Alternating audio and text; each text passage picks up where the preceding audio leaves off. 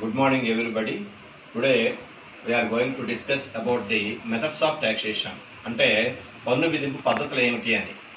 Before starting the lesson, I want to give some clarification about the aims of taxation.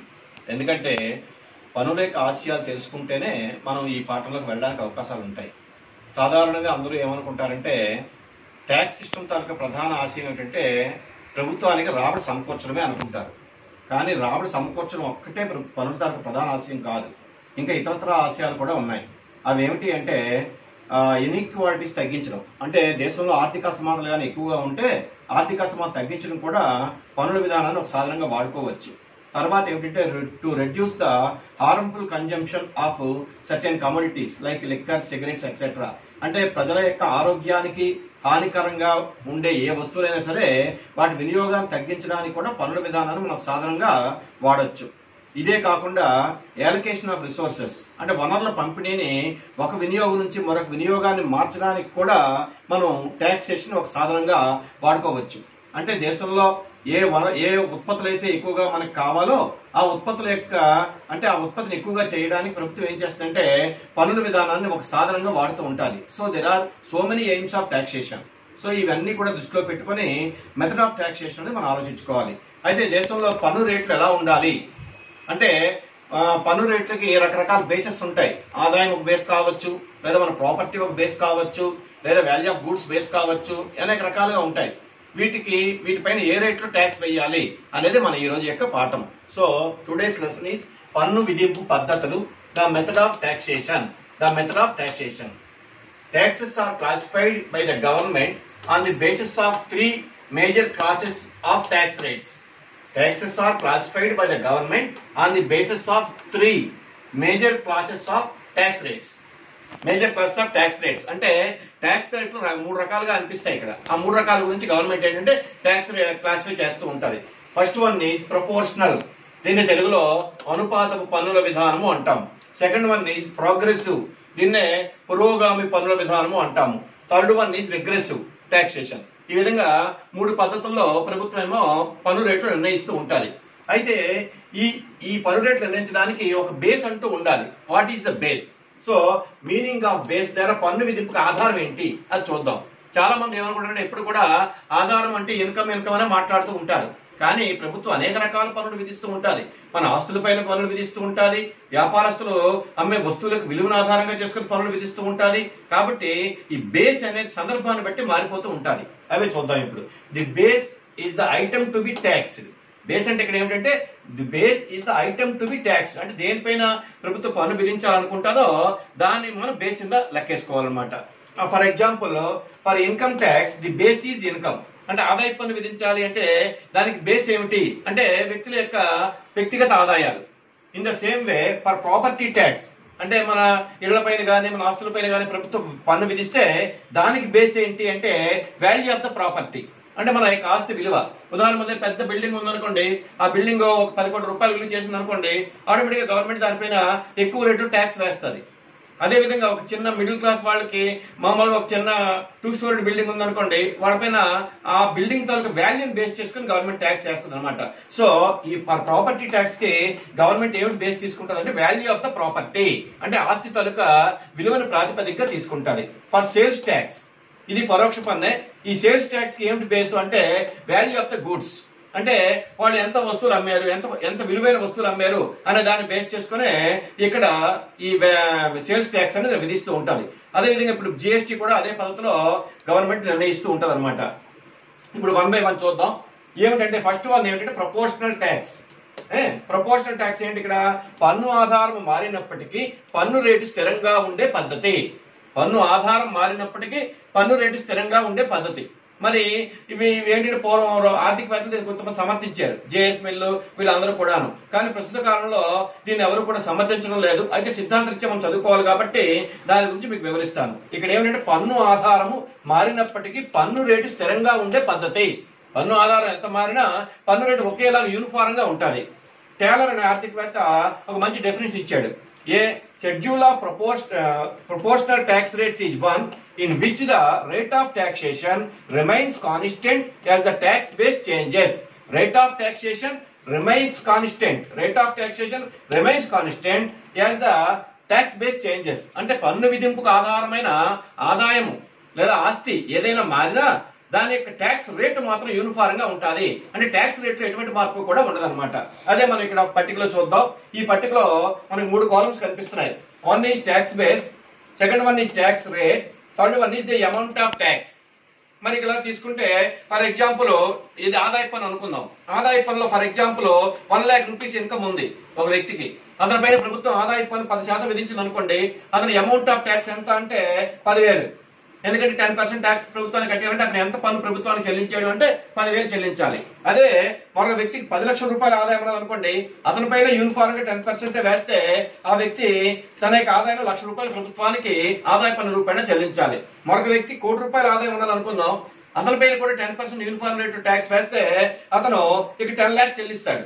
ఇక్కడ మనం అనుకోవచ్చు ఈ first person కన్నా second person కన్నా third person amount of tax ఎక్కువగానే కనిపిస్తుంది. ఇక్కడ 10,000, ఇక్కడ 1 lakh, ఇక్కడేమో 10 lakhs కనిపిస్తుంది. అంటే అమౌంట్ పెరగచ్చు కానీ రేట్ ఆఫ్ టాక్సేషన్ మాత్రం ఇక్కడ ఎలా ఉంటుందంటే యూనిఫామ్ గా ఉంటుంది. ఎప్పుడైతే యూనిఫామ్ గా ఉంటుందో ఆటోమేటిక్ గా ఆ పన్ను భారము విషయంలో ధనవంతులేమో తక్కువగా భారం వహించినట్టుగా అనిపిస్తుంది. ఆ పన్ను భారం పేద వర్గాలపైన ఎక్కువగా పడే అవకాశం ఉంటుంది. ఎందుకంటే 1,00,000 రూపాయల ఆదాయం ఉన్నవాడు తన ఆదాయంలో 10% కోల్పోతే అతనికి 10,000 కానీ కోల్పోతే మిగిలిన 90,000 మిగులుతాయి. అదే కోటీశ్వరుడి విషయంలో కావాల్సిన 10% పోయినా అంటే 10 లక్షలు పోయినా ఇంకా అతనికి 90 లక్షలు ఉంటాయి. అంటే ఒక విధంగా చెప్పాలి అంటే ఈ కోటీశ్వరుడు చేసే త్యాగం కన్నా ఈ మిడిల్ క్లాస్ వ్యక్తి చేసే త్యాగము ఎక్కువగా ఉంటుంది. అందుకే చాలా మంది ఏంటంటే అనుపాత పన్నుల విధానాన్ని ఈ రోజుల్లో సమర్థించరు అనమాట. మరి దీన్నే మనం డయాగ్రామ్ లో చూస్తే ఓఎక్స్ అక్షంలో ట్యాక్స్ బేస్ ని, ఓవై అక్షంలో ట్యాక్స్ రేట్ ని తీసుకున్నాం. ఎందుకంటే ఇది ఇండిపెండెంట్ వేరియబుల్ కాబట్టి దీని ఓఎక్స్ అక్షంలోని, ఇది డిపెండెంట్ వేరియబుల్ కాబట్టి ఓవై అక్షంలో తీసుకున్నాం. ఇక్కడ ఏమవుతుంది, మన యొక్క ఆదాయ స్థాయి ఎంత పెరిగినా ఇటువైపు ట్యాక్స్ బేస్ ఇన్కమ్ అనుకుంటే ఆదాయ స్థాయి ఎంత పెరిగినా ట్యాక్స్ రేట్ మాత్రం యూనిఫామ్ గా ఉంటుంది 10%. కాబట్టి అనుపాత పన్నుల విధానాన్ని సూచించే రేఖ ఓఎక్స్ అక్షానికి సమాంతరంగా ఉంటుంది. మరి ఈ ఆధునిక కాలంలో ముఖ్యంగా 20వ శతాబ్దంలో చాలా దేశాలలో ఈ అనుపాత పన్నుల విధానాన్ని ఎవరు అమలు చేయడం లేదు. ఎందుకంటే దీంట్లో యూనిఫార్మిటీ ఉండడం వల్ల అందరిపైన పన్ను భారం ఏమో ఒకేలా ఉంటుంది. కానీ మనం మానవతా కారణాల రీత్యా కానీ లేదా ఆర్థిక అసమానతలను తొలగించే ఉద్దేశంతో కానీ అది సమర్థించము. ఎందుకంటే సమాజంలో ఉన్నవారి దగ్గర ఎక్కువ ద్రవ్యం ఉన్నది కాబట్టి వాళ్ళ ఎక్కువ రేటు పన్ను వసూలు చేయడం తప్పేమీ లేదు. కానీ అందరికీ యూనిఫామ్ గా ఒకే రేటు ట్యాక్స్ విధిస్తే ఏమవుతుంది అంటే పన్ను భారము కింద వర్గాల పైన ఎక్కువగా పడే అవకాశం ఉంటుంది. అయితే ఈ ప్రపోర్షనల్ ట్యాక్స్ సపోర్ట్ చేసే వాళ్ళు కూడా కొంతమంది ఉన్నారు. అది ఎవరంటే ప్రధానంగా జేఎస్ మిల్. ఈయన ఏమంటాడంటే వారసత్వంగా సంక్రమించే ఆస్తులపై మాత్రమే పురోగామి పన్నులు విధించాలని, పని పెట్టుబడుల నుంచి లభించే ఆదాయము సంపదలపై అనుపాతపు రేట్లో పన్ను విధించాలి అంటాడు. ఈయన ఏమంటాడంటే కష్టపడి సంపాదించే ఆదాయానికి వారసత్వంగా మనం పొందే సంపదకి తేడా ఉంది అంటాడు. వారసత్వంగా పొందే సంపదలో మనమేమి కష్టపడలేదు, మన పూర్వీకుల నుంచి వచ్చే సంపద అది. దానిపైన పురోగామి రేట్లో పన్ను విధిస్తే విధించుకోండి, కానీ కష్టపడి సంపాదించే ఆదాయం పైన మనం ఎప్పుడు కూడా అనుపాతపు రేట్లోనే పన్ను విధించాలి ఇతని అభిప్రాయం.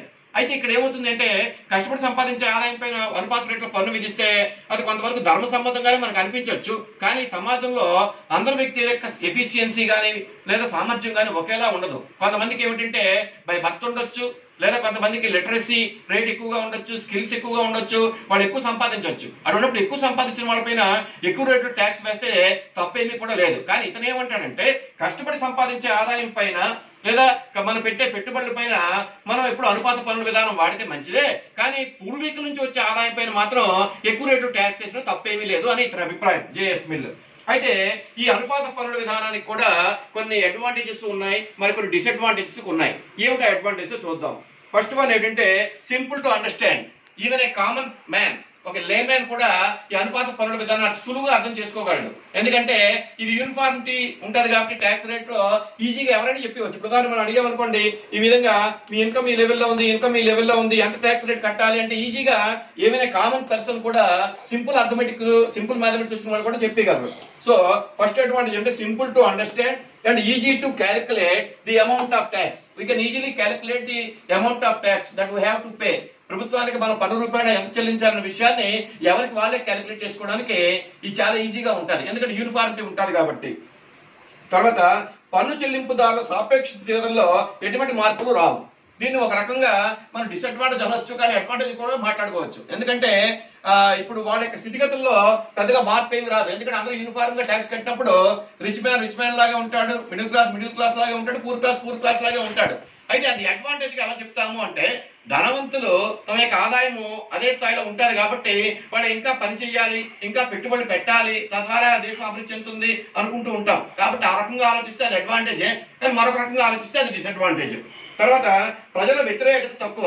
ప్రజల యొక్క అభిప్రాయాలు ఎలా ఉంటాయి? అందరికీ యూనిఫామ్ గా ట్యాక్స్ చేశారు, పోయేదేముంది. కాబట్టి ప్రజలలో వ్యతిరేకత తక్కువ. ఎందుకంటే మిడిల్ క్లాస్ పేద వర్గాల వారు పనుల గురించి ఆలోచించడానికన్నా ధనికులు ఎక్కువగా పన్ను గురించి ఆలోచిస్తారు. వాళ్ళు ఏమిటంటే యూనిఫామ్ గా ట్యాక్స్ విధిస్తే వాళ్ళకి అది మంచి లాభదాయకంగా ఉంటుంది కాబట్టి వాళ్ళ నుంచి పెద్దగా వ్యతిరేకత ఏమీ కూడా రాదు. These are the advantages of proportional taxation. So that is disadvantages of proportional taxation చూద్దాం. ఏమిటి లోపాలు? అంటే ఈ అనుపాత పన్నుల విధానంలో కొన్ని లోపాలు కూడా మనకు కనిపిస్తున్నాయి. ప్రధానంగా అవి ప్రధానమైన లోపాలే. అవేంటో చూద్దాం. First one, inequitable. It adversely affects the low income groups and favours the high income groups అంటారు. ఎందుకంటే అనుపాత పన్నుల విధానంలో ఒకే రేట్లో పన్ను విధించినప్పుడు ధనవంతుల పైన పేదవర్గం పైన ఒకే రేట్లో పన్ను భారం పడుతుంది. అది మనం సమర్థించలేము. ఎందుకంటే పేద వర్గాల తనకు ఆదాయ స్థాయి తక్కువగా ఉంటుంది కాబట్టి వాళ్ళు ఒకే రేట్లో పన్ను కట్టి, ధనవంతులకు ఆదాయ స్థాయి ఎక్కువ వాళ్ళు ఒకే రేట్లో పన్ను కడితే అది సమతా నియమానికి ఎగ్నిస్ట్ గా ఉంటది, క్యానన్ ఆఫ్ ఈక్విటీకి. కాబట్టి ఇక్కడ ఏమిటంటే burden of tax is more on the low income groups and less on the high income groups. అది ఒక డిసడ్వాంటేజ్. రెండోది ఏంటంటే it is against the principle of ability to pay theory. పన్ను చెల్లింపు సామర్థ్య సిద్ధాంతానికి ఇది ఎగ్నిస్ట్ గా ఉంది. ఎందుకు అలా అంటాము అంటే, సాధారణంగా మనకి ఈ 3 సిద్ధాంతాలు కనిపిస్తాయి ఎకనామిక్స్ లో, పబ్లిక్ ఫైనాన్స్ లో. ఏమిటి ఆ 3 సిద్ధాంతాలు అంటే, లాభ సిద్ధాంతం అని, వ్యయ సిద్ధాంతం అని, పన్ను చెల్లింపు సామర్థ్య సిద్ధాంతం అని 3 ఉంటాయి. అందులో పన్ను చెల్లింపు సామర్థ్య సిద్ధాంతం ఏం చెప్తుంది అంటే, వ్యక్తి యొక్క పన్ను చెల్లింపు సామర్థ్యాన్ని ప్రాతిపదికగా చేసుకుని పన్నులు విధించాలి, అటువంటిప్పుడే సమాజంలో ఆర్థిక న్యాయం చేకూరుతుంది అంటాయి. కానీ ఇక్కడ ఈ పద్ధతులు ఏమిటంటే, ఒకే రేట్లో యూనిఫామ్ గా పన్ను వేయడం వల్ల వ్యక్తి యొక్క పన్ను చెల్లింపు సామర్థ్యాన్ని పరిగణలోకి తీసుకోవడం జరగదు. దీనివల్ల ఏమవుతుందంటే, సమాజంలో ఆర్థిక అసమానతలు అలా తరతరాలుగా కంటిన్యూ అయిపోతూ ఉంటాయి. ఎందుకంటే యూనిఫామ్ గా పన్నుల విధానం ఎప్పుడైతే ఉన్నదో ఒక తరంలో వచ్చిన ఆర్థిక అసమానతలు అలా తరతరాలుగా కంటిన్యూ అయిపోతూ ఉంటాయి. So it is against the principle of ability to taxation. అంటే పన్ను చెల్లింపు సామర్థ్య సిద్ధాంతానికి ఇది ఎగెన్స్ట్ గా ఉంది. తర్వాత it is less elastic. Less elastic అంటే ఇది వ్యాకోచిత్వ నియమానికి కూడా వ్యతిరేకంగా ఉంది అంటారు. ఎందుకంటే ప్రభుత్వం యొక్క ఖర్చులు రోజు రోజుకి పెరిగిపోతూ ఉంటాయి. మరి పన్నుల రూపేణా వచ్చే ప్రభుత్వానికి రాబడి కూడా ఎక్కువగా పెరుగుతూ ఉండాలి. కానీ యూనిఫామ్ గా మనం ఎప్పుడైతే ట్యాక్సులు విధిస్తామో అప్పుడు ప్రభుత్వానికి పన్ను రూపేణా వచ్చే రాబడి కూడా అవసరాల మేరకు పెరగదు. అంచేత దీన్ని ఏమంటారంటే లెస్ ఎలాస్టిక్ అంటారు. తర్వాత the burden is more on లో ఇన్కమ్ గ్రూప్స్. సాధారణంగా ఏమిటంటే యూనిఫామ్ గా ట్యాక్స్ రేట్స్ వేసినప్పుడు పేద వర్గాల పైన పన్ను భారం చాలా ఎక్కువగా పడే అవకాశాలు ఉంటాయి. ఇలాగా ఈ మనకి ప్రపోర్షనల్ టాక్సేషన్ లో ఇటువంటి లోపాలు మనకి కనిపిస్తూ ఉంటాయి. ఇంకా సెకండ్ వన్ వెళ్దాం. సెకండ్ వన్ ఏమిటంటే ప్రోగ్రెసివ్ టాక్సేషన్.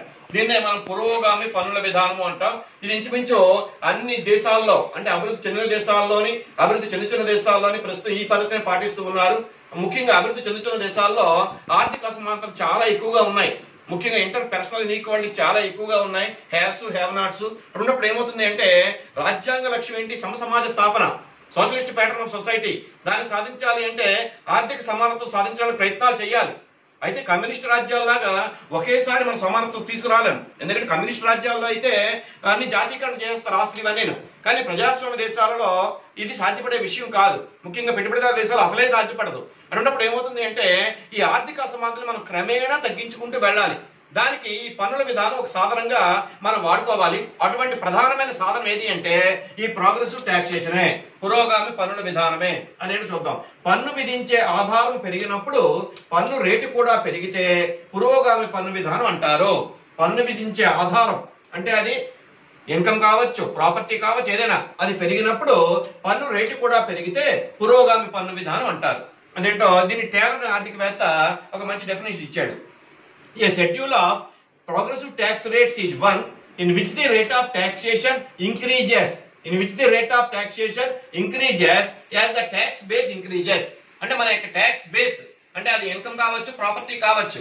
అది పెరిగేటప్పుడు ఏమవుతుందంటే ట్యాక్స్ రేట్ కూడా అలా పెరిగిపోతూ ఉంటుంది. దీనివల్ల ఏమవుతుంది, పన్ను యొక్క భారం ధనవంతుల పైన ఎక్కువగా ఉంటుంది, పేదవర్గం పైన తక్కువగా పడే అవకాశాలు ఉంటాయి. అది దీని యొక్క సారాంశం. ఉదాహరణకి ఈ పట్టికలు చూద్దాం. ఈ పట్టికలో అగైన్ 3 కాలమ్స్ ఉన్నాయి. Tax base, tax rate and amount of tax. For example 1 lakh income ఉందనుకో ఒక వ్యక్తికి 10% ట్యాక్స్ వేస్తే he has to pay 10,000 rupees out of his income. తన యొక్క ఆదాయంలో 10,000 రూపాయలు ప్రభుత్వానికి చెల్లించాలి. అతనికి మిగిలిపోయిన ఆదాయం, వ్యయార్హ ఆదాయం ఎంత మిగిలిందంటే 90,000 ఉంటుంది. ఎందుకంటే లక్షలో 10,000 పోతే అతనికి డిస్పోజబుల్ ఇన్కమ్ 90,000 ఉంటుంది. అదే 10 lakhs ఆదాయం ఉన్న వాటిపైన ఇక్కడ రేట్ ఆఫ్ ట్యాక్స్ పెంచింది government 20%. So he has to pay 2 lakhs rupees out of his income. అన్నప్పుడు ఏమవుతుంది, రిమైనింగ్ ఇన్కమ్ ఎంత మిగులుతుంది అంటే 8 lakhs మిగులుతుంది.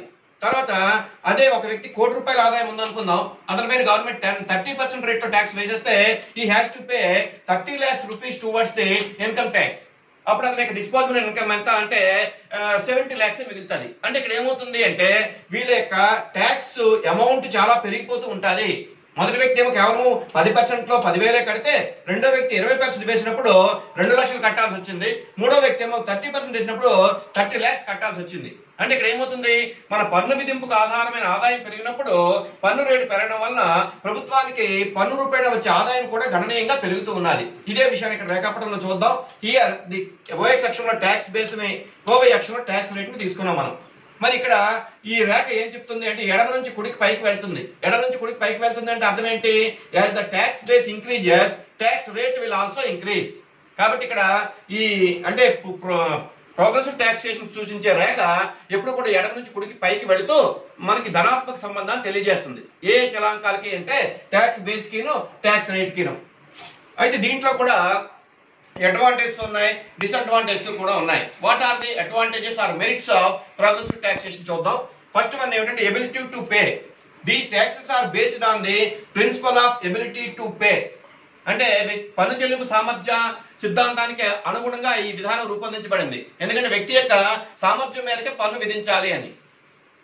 ఇక్కడ మనకి these taxes are based on the principle of ability to pay అంటున్నాం. అంటే పన్ను చెల్లింపు సామర్థ్యాన్ని ప్రాతిపదికగా చేసుకుని ఈ పురోగమన పన్నులు విధించబడతాయి. కాబట్టి సమాజంలో ఆర్థిక న్యాయం చేకూరడానికి అవకాశం ఉంటుంది. అయితే ఈ సందర్భంలో ఆర్థికవేత్తలు ఒక సూత్రాన్ని మనం ప్రతిపాదిస్తూ చెప్తూ ఉంటారు. అదేమిటంటే మనం మైక్రో ఎకనామిక్స్ లో చూసాం, law of diminishing marginal utility, క్రమక్షీణ ఉపాంత ప్రయోజన సూత్రము. మరి ఈ సూత్రం ఏం చెప్తుంది మనకి, ఏదైనా మన దగ్గర ఎక్కువైపోతే దాని నుంచి వచ్చే ప్రయోజనం తక్కువైపోతుంది అని. మరి ధనవంతుల దగ్గర అపారంగా ద్రవ్యం ఉండేటప్పుడు ఏమవుతుందంటే ఆ ద్రవ్యం నుంచి వాళ్ళు పొందే ఉపాంత ప్రయోజనం గ్రాడ్యువల్ గా తగ్గిపోతుంది.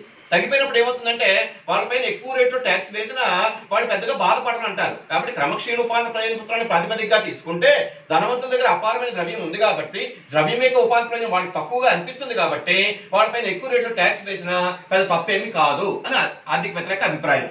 ఇంకా రెండవది ఏమిటంటే ఈ ఆర్థికవేత్తలు వాకరు, కాల్డర్ వీళ్ళు ఏమంటారంటే పురోగామి పన్నులు ఆర్థిక సమానతలు తగ్గించడానికి తోడ్పడతాయి అంటారు. పురోగామి పన్నులు ఎకనామిక్ ఇన్ఈక్వాలిటీస్ మెయిన్ అసలు ఏంటంటే ఈ ప్రోగ్రెసివ్ టాక్సేషన్ అంతా కూడా దీని మీద ఆధారపడుతుంది.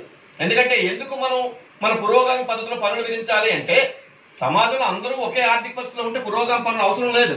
అందరి తాలూకా ఇన్కమ్ లెవెల్స్ ఒకలాగా ఉంటాయి. కానీ సమాజంలో కొంత తాలూకా ఇన్కమ్ చాలా హై లెవెల్లో ఉంటుంది, కొంతమంది తక్కువ మిడిల్ లో ఉంటుంది, లో ఇన్కమ్ గ్రూప్స్ ఉంటారు. అన్నప్పుడు ఏమిటంటే ఉన్నవాడి దగ్గర ఎక్కువ పన్ను తీసుకోవడం తప్పేమీ కూడా లేదు. కాబట్టి ఏ దేశంలో అయితే ఆర్థిక అసమానతలు చాలా ఎక్కువగా ఉంటాయో అటువంటి దేశంలో తప్పనిసరిగా ప్రభుత్వం పురోగామి పన్నుల విధానాన్ని అవలంబించి సమసమాజ స్థాపనకి లేదా ఆర్థిక న్యాయం చేకూర్చడానికి తోడ్పడాలి. తర్వాత ఈ productive, the government can increase its income by raising its rates. అంటే ప్రభుత్వానికి పన్ను రూపేణ వచ్చిన రాబడి పెరగాలి అనుకోండి, అంటే దేశంలో ప్రభుత్వ వ్యయం పెరిగిపోతూ ఉన్నది అనే కారణాల వలన, అంటే అభివృద్ధి కార్యక్రమాల వల్ల కానీ సంక్షేమ కార్యక్రమాల వల్ల కానీ ఏదో కారణాల వల్ల ప్రభుత్వ వ్యయం పెరిగిపోతుంది. ప్రభుత్వం ఏమనుకుంటుంది, పన్ను రూపేణ వచ్చిన రాబడి కూడా పెరగాలి అంటది. అప్పుడు సింపుల్ గా ఏం చేస్తుంది అంటే ఈ రేట్స్ మారుస్తుంది. అంటే ఈ రేట్స్ మారినప్పుడు ఏమవుతుంది, ధనవంతుల పైన ఇంకా ఎక్కువగా ఒత్తిడి పెరగచ్చు. అదే కాబట్టి గవర్నమెంట్ ఏం చేసిన ఉదాహరణ మన దేశంలో చూడండి, ఇన్కమ్ ట్యాక్స్ లో మనకి ఎడ్యుకేషన్ సెస్ ఒకటి ఉంది, ఎన్విరాన్మెంట్ సెస్ ఒకటి ఉంది. ఇవన్నీ ఎందుకు గవర్నమెంట్ విధిస్తున్నది అంటే హై ఇన్కమ్ గ్రూప్స్ వాళ్ళకి ఆదాయ స్థాయి ఎక్కువగా ఉంటుంది కాబట్టి వాళ్ళ ఆదాయం పైన అదనంగా మనం సర్చార్జీలు విధించిన వాళ్ళు బేర్ చేయగలరు, వాళ్ళు కట్టగలరనే ఉద్దేశంతో గవర్నమెంట్ విధిస్తున్నది. దీనివల్ల ఏమవుతుందంటే దేశంలో ప్రభుత్వానికి కావాల్సిన ద్రవ్యం సమకూరుతూ ఉంటుంది. ఎందుకంటే భారతదేశంలో నిరక్షరాస్యత ప్రబలం ఎక్కువగా ఉన్నది. తర్వాత ప్రజలకు విద్యా సౌకర్యాలు అందించవలసిన బాధ్యత ప్రభుత్వం పైన ఉన్నది. తర్వాత పర్యావరణాన్ని కాపాడవలసిన బాధ్యత కూడా ప్రభుత్వం పైన ఉన్నది. అందుకు గవర్నమెంట్ ఏం చేసింది అంటే సర్చార్జీలు విధించి తనకు ఎక్కువ ఆదాయం సమకూర్చుకుంటూ ఉంటుంది. మరి అటువంటి లక్షణం ఏ పనులకు ఉంటుంది అంటే ఈ ప్రోగ్రెసివ్ ట్యాక్స్కే ఉంటాయి. అదే చెప్తున్నది, government can increase its income by raising its rates. పన్ను రేట్లు పెంచడం ద్వారా ప్రభుత్వం కావాల్సినట్టుగా ఆదాయం సమకూర్చుకోవచ్చు. తర్వాత లో అడ్మినిస్ట్రేటివ్ కాస్ట్స్, ఏమిటంటే పన్ను చట్టాలు కానీ మనం పటిష్టంగా రూపొందించి సరైన యంత్రాంగంగానే ఉంటే the cost of collecting the progressive taxes are very లో.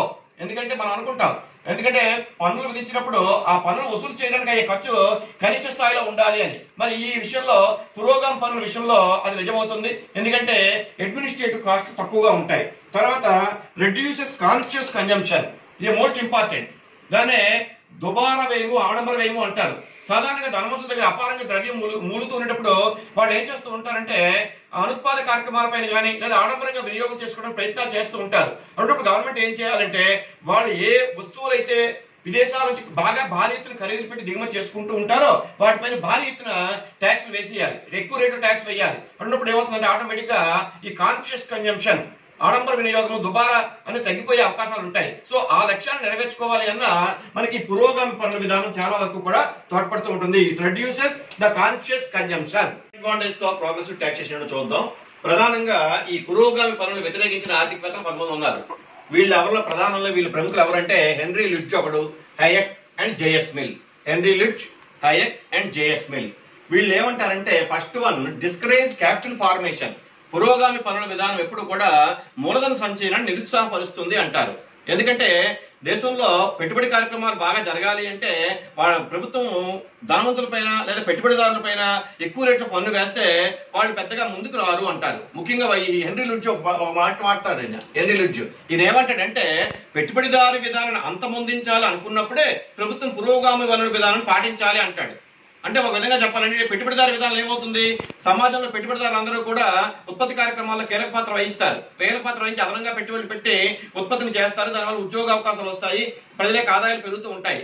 అయితే వాళ్ళపైన ఎక్కువ రేట్లో కానీ పన్ను వేస్తే వాళ్ళు ఒక రకమైన నిరుత్సాహం ప్రబలిపోతుంది, వాళ్ళు పెట్టుబడి కార్యక్రమాలని పెద్దగా చేపట్టరు అంటాడు హెన్రీ లుడ్జ్. కాబట్టి ఇట్ డిస్కరేజ్ క్యాపిటల్ ఫార్మేషన్, మూలధన సంచయనాన్ని నిరుత్సాహపరుస్తుంది అంటాడు. తర్వాత జేఎస్ మీద ఒక మంచి సెంటెన్స్ వాడాడు ఆయన, graduated taxation is a graduated robbery అంటాడు. అంటే ప్రభుత్వం పన్ను రేట్లు అలా పెంచుకుంటూ వెళ్ళిపోతుంటే that is nothing but graduated robbery, legalised robbery అనే పదం కూడా అనుకోవచ్చు మనం. అంటే ప్రభుత్వం చట్టబద్ధంగా ధనికుల దగ్గర నుంచి దోపిడీ చేస్తుంది అనే పదం వాడాడు. Of course that is not correct, that is personal opinion. తర్వాత tax evasion, progressive taxation leads to tax evasion. ఎప్పుడైతే ప్రభుత్వం భారీ ఎత్తున పన్ను రేట్లు పెంచుకుంటూ వెళ్ళిపోతుందో ధనికులు, సమాజంలో ఉన్నత వర్గాల వారు ఏం చేస్తారంటే పన్నులు ఎగవేయడానికి వాళ్ళు ప్రయత్నాలు చేస్తూ ఉంటారు. They will take the help of the income tax consultants and auditors. Some times వాళ్ళు ఏం చేస్తుంటారు, వాళ్ళని ఉపయోగించుకొని ఏదో రకంగా రాంగ్ క్యాలిక్యులేషన్స్, రాంగ్ లెక్కలు చూపించి పన్నుల పరిధిలోకి రాకుండా తక్కువ రేటు పన్నులోకి వచ్చినట్టుగా చూసుకుంటారు. అటువంటిప్పుడు ఏమవుతుందంటే పన్ను రూపాయల ప్రభుత్వానికి వచ్చే ఆదాయం తగ్గిపోతుంది. అదొక్కటే కాదు, దేశంలో బ్లాక్ మనీ కూడా పెరిగిపోతుంది. మరి బ్లాక్ మనీ పెరిగిపోయింది అంటే అది దేశ ఆర్థిక వ్యవస్థకు ఎప్పుడు కూడా అంత మంచిది కాదు. ఎందుకంటే బ్లాక్ మనీ వాళ్ళు మన దేశంలో మన అభివృద్ధి కోసం ఉపయోగించకుండా స్విట్జర్లాండ్ వంటి దేశాలకు తరలిస్తూ ఉంటే మన యొక్క పొదుపు ఆయా దేశాల ఆర్థిక అభివృద్ధి తోడ్పడుతూ ఉండాలి. అంచేత బ్లాక్ మనీ అనేది పెరగడం అంత మంచిది కాదు. అంచేత పన్ను రేట్లు ఎంతవరకు ఉండొచ్చు అంటే ప్రజలు సహేతుకంగా భరించే స్థాయిలో ఉండాలి, కానీ ప్రభుత్వానికి చట్టబద్ధమైన అధికారులు ఉన్నాయి కదా అని చెప్పి విశేషంగా ట్యాక్స్ రేట్లు కానీ పెంచుకుంటూ వెళ్ళిపోతే పెట్టుబడిదారులు నిరుత్సాహం వస్తుంది అని వీళ్ళ తాలూకా అభిప్రాయం అన్నమాట. తర్వాత ద్రవ్యం విషయంలో క్షీణోపాంత ప్రయోజన సూత్రం వర్తించదు అన్నారు. మనం ఇందాక చూసాం ఇక్కడ క్షీణోపాంత ప్రయోజన సూత్రం గురించి. అంటే ఏదైనా మన దగ్గర ఎక్కువ దాని నుంచి ప్రయోజనం తగ్గిపోతుంది అని. కానీ వీళ్ళు ఏమంటారంటే మిగతా వస్తువుల విషయంలో వర్తిస్తే వర్తించవచ్చు, కానీ ద్రవ్యం విషయంలో అది వర్తించకపోవచ్చు. ఎందుకంటే ద్రవ్య పరిమాణం పెరుగుతున్న కొలది కొంతమందికి ఇంకా దాన్ని పెంచుకోవాలనే తాపత్రయం ఉంటుంది. దాని విషయంలో ఉపాధి ప్రయోజనం తగ్గిపోతుంది, వాళ్ళపైన ఎక్కువ రేట్లు ట్యాక్స్ వేయండి అనడం అనేది అంత పెద్దదిగా లేదు అంటారు వీళ్ళు. తర్వాత విలియం న్యూమార్క్, ఈయన ఒక ఎకనామిస్ట్. ఈయన ఏమంటాడంటే ప్రజలలో కష్టపడి పనిచేసే శక్తిని, కోరికను, పొదుపు చేసే శక్తిని నిరుత్సాహపరుస్తుంది. సాధారణంగా వ్యక్తి ఎప్పుడు కూడా ఇంకా ఆసక్తిగా ఎప్పుడు పనిచేయాలి, ఇంకా కష్టపడి పనిచేయాలి ఎప్పుడు అనుకుంటాడంటే, ఇంకా ఎక్కువ సంపాదించాలని ఎప్పుడు అనుకుంటాడంటే తనకి పన్ను రేటు సహేతుకంగా ఉంటే అనిపిస్తాయి. ప్రభుత్వం మనం ఎంత సంపాదించినా హై రేట్ లో గవర్నమెంట్ తీసేసుకుంటుందనే భావన కానీ వ్యక్తుల్లో ప్రబలితే వాళ్ళు ఇంకెందుకు అదనంగా పనిచేయడం అనే ఒక భావన వచ్చేస్తుంది. అటువంటిప్పుడు ఏంటంటే విల్లింగ్ టు వర్క్ తగ్గిపోతుంది, తర్వాత ఎబిలిటీ టు సేవ్ తగ్గిపోతుంది, దానివల్ల ఇన్వెస్ట్మెంట్ తగ్గిపోతుంది, క్యాపిటల్ ఫార్మేషన్ పెద్దగా జరగదు. ఈ విధంగా ఇవన్నీ నెగిటివ్ గా పనిచేస్తాయి. ప్రజలలో కష్టపడి పనిచేసే శక్తి, కోరిక, పొదుపు చేసే శక్తి ఇవన్నీ కూడా ప్రోగ్రెసివ్ టాక్సేషన్ నిరుత్సాహపరుస్తుంది అంటారు. మొత్తానికి ప్రతి దాంట్లో కూడా కొన్ని అడ్వాంటేజెస్ ఉంటాయి, డిసడ్వాంటేజెస్ ఉంటాయి. కాబట్టి మనం ఏం చేయాలి అంటే అడ్వాంటేజెస్ ఎక్కువగా ఉన్నట్టుగా చూసుకొని డిసడ్వాంటేజ్ మినిమైజ్ చేసుకొని ఆ పనుల విధానాన్ని మనం అమలు చేస్తే అది సక్సెస్ఫుల్ అవుతుంది. ఇంకా థర్డ్ వన్ ఏమిటి అంటే రిగ్రెసివ్ టాక్సేషన్. దీన్నే తిరోగామి పన్నుల విధానం అంటారు. తిరోగామి పన్నుల విధానం ఇక్కడ ఏమవుతుంది అంటే పన్ను విధించే ఆధారం పెరిగినప్పుడు పన్ను రేటు తగ్గితే తిరోగామి పన్నుల విధానం అంటారు టైలర్. అంటే పన్ను విధింపుకు బేస్ కానీ పెరుగుతూ ఉంటే రేట్ తగ్గిపోవాలి అంటాడు. ట్యాక్స్ బేస్ పెరుగుతూ ఉంటే ట్యాక్స్ రేట్ తగ్గాలి అంటాడు. అది చూద్దాం. A schedule of regressive tax rates is one in which the rate of taxation decreases. Rate of taxation decreases as the tax base increases. అంటే మన ట్యాక్స్ బేస్ అది ఇన్కమ్ కానివ్వండి లేదా ప్రాపర్టీ కానివ్వండి అది పెరుగుతున్నప్పుడు ఏమవ్వాలి, ట్యాక్స్ రేట్ తగ్గిపోవాలట. అది రెగ్రెసివ్ టాక్సేషన్ అంటారు. అయితే ఇది చాలా దేశాల్లో అమల్లో లేదు, మన ఇండియాలో కూడా అమల్లో లేదు. అయినప్పుడు సిద్ధాంతరీత్యా ఉన్నది కాబట్టి మనం నేర్చుకుందాం. ఇందులో 3 కాలమ్స్ చూడండి. Tax base, tax rate and amount of tax. For example ఒక వ్యక్తి తలక ఇన్కమ్ 1 lakh ఉందనుకున్నాం, 10% ట్యాక్స్ వేస్తే he has to pay 10,000 rupees from his income. In the same way మరో వ్యక్తి 2 lakhs rupees ఇన్కమ్ ఉందనుకుందాం, అతనికి రేట్ ఆఫ్ టాక్సేషన్ ఏమో 8% విధించింది అనుకోండి గవర్నమెంట్, అప్పుడు 16,000 కడతాడు 2 lakhs ఇన్కమ్ పైన. అంటే ఇక్కడ ఏమైంది, తన అంటే ట్యాక్స్ రేట్ తగ్గింది, 10% నుంచి 8% తగ్గింది. అమౌంట్ ఆఫ్ ట్యాక్స్ పెరిగితే పెరగచ్చు 16,000. తర్వాత మరో వ్యక్తి 3 lakhs ఇన్కమ్ ఉందనుకున్నాం, అక్కడ రేట్ ఆఫ్ టాక్సేషన్ గవర్నమెంట్ 6% కానీ విధిస్తే he has to pay 18,000 rupees from his income. అలాగే మరొక వ్యక్తి 5 lakhs ఇన్కమ్ ఉంటే 4% ట్యాక్స్ విధిస్తే he has to pay 20,000 rupees from his income. అయితే ఇక్కడ ఒకటి అబ్జర్వ్ చేయండి, అమౌంట్ ఆఫ్ ట్యాక్స్ పెరుగుతుంది 10,000, 16,000, 18,000, 20,000, బట్ రేట్ ఆఫ్ టాక్సేషన్ మాత్రం తగ్గుతుంది. ఇలాంటి విధానాన్ని ఏమంటారంటే రిగ్రెసివ్ టాక్సేషన్ లేదా తిరోగామి పన్నుల విధానం అంటారు. ఈ తిరోగామి పన్నుల విధానం సూచించే రేఖ ఎలా ఉంటుందో చూద్దాం. ఈ రేఖాపటంలో ఓఎక్స్ అక్షంలో ఇండిపెండెంట్ వేరియబుల్ ట్యాక్స్ బేస్ ని, ఓవై అక్షంలో డిపెండెంట్ వేరియబుల్ ట్యాక్స్ రేట్ ని తీసుకున్నాం. మరి ఈ రేఖ ఎలా ఉంటది అంటే ఎడమ నుంచి కుడి క్రిందకు వాలుతుంది. అంటే ఇక్కడ ఏమవుతుంది, as the tax base increases tax base declines. Tax base ఇలా పెరుగుతున్న కొద్దీ ట్యాక్స్ రేట్ ఇలా తగ్గిపోతుంది. కాబట్టి ఈ రేఖ ఎడమ నుంచి కుడికి క్రిందకు వాలుతూ ట్యాక్స్ బేస్ కి ట్యాక్స్ రేట్ కి మధ్య ఇన్వర్స్ రిలేషన్షిప్ ని సూచిస్తూ ఉంటది. ఇది తర్వాత దీనికి మరి అడ్వాంటేజ్ డిసడ్వాంటేజ్ చెప్పాలి అంటే ఒక విధంగా చెప్పాలి అంటే ఇందులో పెద్దగా అడ్వాంటేజ్ ఏమి కనపడవు, అన్ని డిసడ్వాంటేజెస్. ఎందుకంటే భారతదేశం అంటే ఆర్థిక అసమానతలు ఉన్న దేశాల్లో ఈ విధానాన్ని కానీ అమలు చేస్తే ధనవంతులపై పడే పన్ను భారం చాలా తక్కువగా ఉంటుంది, పన్నుల భారం పేద వర్గాల పైన ఎక్కువ పడుతుంది. అంటే ప్రభుత్వం ఈ భారతదేశంలో ఈ పద్ధతిని అసలు అమలు చేయలేదు. తర్వాత మరొక పద్ధతి ఉంది, డిగ్రెసివ్ ట్యాక్స్. ఇది ఏమో రిగ్రెసివ్, ఇదేమో డిగ్రెసివ్. ఇది చూద్దాం. పన్ను ఆధారం పెరుగుతున్న కొలది పురోగామిత్వం క్షీణిస్తున్నట్లయితే, పన్ను ఆధారం పెరుగుతున్న కొలది పురోగామిత్వం అంటే ప్రోగ్రెషన్ క్షీణిస్తున్నట్లయితే డిగ్రెసివ్ పన్ను రేటు అంటారు. అంటే ఇక్కడ ఏమవుతుందంటే ఆదాయం మనకు పెరుగుతున్న కొలది ఆ రేటు, ప్రోగ్రెసివ్ రేట్ అనేది గ్రాడ్యువల్ గా తగ్గిపోతూ ఉంటది. అయితే ఇది కూడా భారతదేశం అనే దేశాల్లో అమల్లో లేదు. అయితే ఇక్కడ దీన్ని అమలు చేయడానికి కొన్ని చెప్తారు. ఏమిటంటే వ్యక్తి యొక్క పర్సనల్ ఇన్కమ్ లో ముందు కొంత మినహాయించేద్దాం. ఉదాహరణ వ్యక్తికి 30 లక్షల రూపాయల ఆదాయం వచ్చింది అనుకోండి, అందులో స్టాండర్డ్ డిడక్షన్ కింద 10 లక్షలు ముందే తీసేసి మిగతా 20 లక్షల రూపాయలు ట్యాక్స్ వేయడం ఒక పద్ధతి. మరొక పద్ధతులు ఏం చేస్తారంటే అది లెవెల్ పెరుగుతున్న కొలది ఆ రేట్ ఆఫ్ ప్రోగ్రెషన్ ని గ్రాడ్యువల్ గా తగ్గించుకుంటూ వెళ్ళిపోతారు. కానీ ఈ పద్ధతి కూడా భారతదేశంలో కానీ చాలా దేశాల్లో కానీ అమల్లో లేదు. అయితే ఇప్పుడు ఈ అన్ని విధానాలు చూసాం మనం. అనుపాత పన్నుల విధానము, పురోగామి పన్నుల విధానము, తిరోగామి పన్నుల విధానము, తర్వాత డిగ్రెసివ్ ట్యాక్స్ సిస్టము, ఈ అన్ని విధానాలు చూసాం. అయితే అన్ని అభివృద్ధి చెందుతున్న దేశాలలో కూడా ఎక్కువగా అవలంబించే విధానం ఏది అంటే ఈ ప్రోగ్రెసివ్ టాక్సేషనే, ఈ పురోగామి పన్నుల విధానం ఎక్కువగా అమలు చేస్తూ ఉంటాం. దీనికి కారణం ఏమిటి అంటే భారతదేశం అనే దేశాల్లో ఆర్థిక అసమానతలు చాలా ఎక్కువగా ఉన్నాయి కాబట్టి మన ఇండియాలో 1939 నుంచి కూడా ఈ ఇన్కమ్ ట్యాక్స్ విషయంలో గవర్నమెంట్ స్లాబ్స్ పెట్టింది. ఇప్పుడు కూడా ట్యాక్స్ మనకు స్లాబ్స్ ఉన్నాయి. ఏంటంటే 5 lakhs వరకు ఒక రేటు, 5 lakhs 1 to 10 lakhs వరకు ఒక రేటు, 10 lakhs 1 to 20 lakhs వరకు రకరకాల స్లాబ్ రేట్స్ ఉన్నాయి. ఇలా స్లాబ్ రేట్స్ పెట్టడం ఉద్దేశం ఏమిటి అంటే ప్రభుత్వం ఏమో పేద వర్గాలకు తక్కువ రేట్లో అంటే మిడిల్ క్లాస్ కానీ పేద వర్గాలకు కానీ తక్కువ రేట్లో పన్ను విధించి ధనిక ఆదాయ వర్గం గల వారిపైన ఎక్కువ రేట్లో పన్ను విధించడం. మొత్తానికి చెప్పేది ఏమిటంటే పన్నుల విధానం ఒక సిస్టమేటిక్ గా రూపొందాలి. తద్వారా ప్రభుత్వానికి పన్ను రూపేణ వచ్చిన రాబడి ఎప్పుడు ఖర్చులకు అనుకూలంగా పెరుగుతూ ఉండాలి అంటే సరైన పన్నుల విధానం ఎంచుకోవాలి. ఆ పన్నుల విధానం ఎంచుకునేటప్పుడు దేశ ఆర్థిక పరిస్థితిని కూడా మనం దృష్టిలో పెట్టుకోవాలి. ఎందుకంటే దేశంలో ఉండే పరిస్థితిని బట్టే మన విధానాన్ని ఎంచుకోవడం ఆధారపడుతుంది. మరి మన దేశ పరిస్థితి ఏమిటి అంటే అన్ని దగ్గర అసమానతలు కనిపిస్తున్నాయి. Inter personal inequalities, inter regional inequalities, inter sectoral inequalities కనిపిస్తున్నాయి. కాబట్టి మన దేశంలో మనం ఎంచుకున్న విధానం ఏది అంటే ఈ ప్రోగ్రెసివ్ టాక్సేషన్, పురోగామి పన్నుల విధానం. మన విద్యార్థులు ఎగ్జామినేషన్ లో ఇది ది మోస్ట్ ఇంపార్టెంట్ క్వశ్చన్. దీని తర్వాత రేపటి పాఠంలో ట్యాక్సిబుల్ కెపాసిటీ అంటే పన్ను చెల్లింపు సామర్థ్యం అంటే ఏంటి, పన్ను చెల్లింపు సామర్థ్యాన్ని నిర్ణయించే అంశాలు ఏంటి, what are the factors influencing the taxable capacity, that is the tomorrow's lesson.